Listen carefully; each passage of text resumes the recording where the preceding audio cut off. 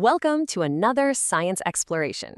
When we talk of life cycle of a flowering plant, then in the reproductive cycle, fertilization is a step that takes place after the pollination. Pollination only transfers pollen from the anther to the stigma, but fertilization happens later inside the ovule.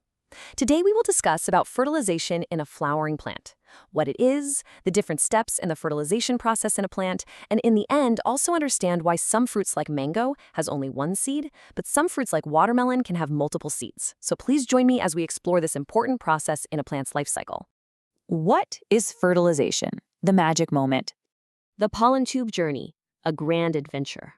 So how does our little male cell actually get all the way down to where it needs to go? Well, think of a pollen grain as a tiny hero on a big mission. First up, pollination happens. This is when our hero lands right on top of the sticky stigma.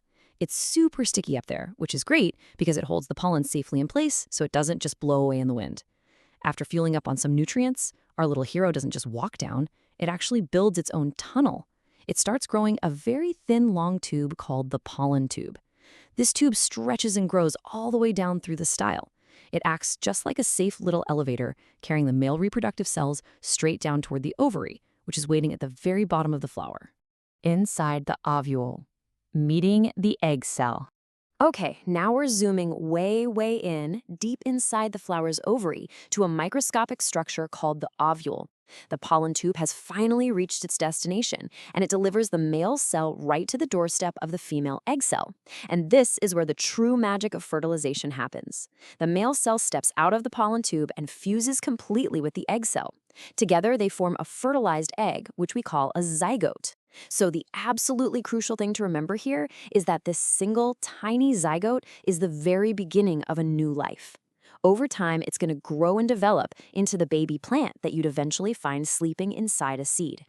But wait, flowering plants have a really cool trick up their sleeves. There's actually a second part to this whole process.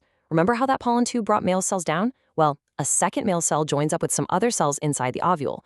When they fuse, they don't make a baby plant. Instead, they create something called the endosperm. This brilliantly illustrates just how smart nature is.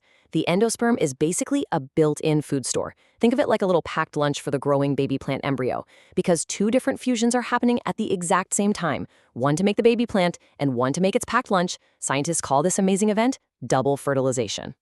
From flower to fruit, an incredible change.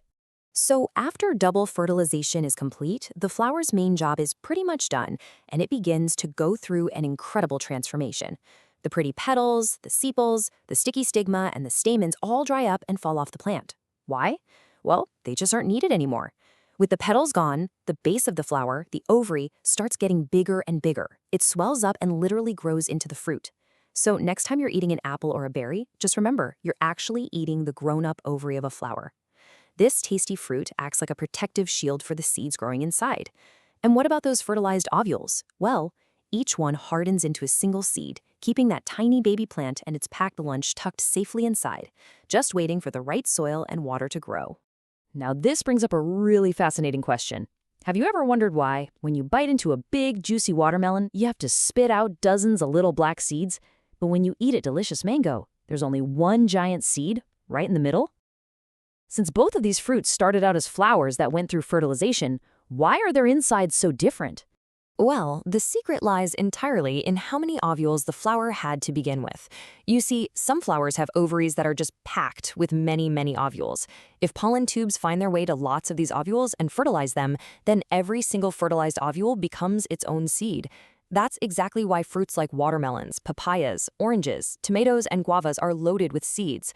On the other hand, some flowers have an ovary with just one single ovule inside. Or sometimes, out of a few ovules, only one successfully gets fertilized.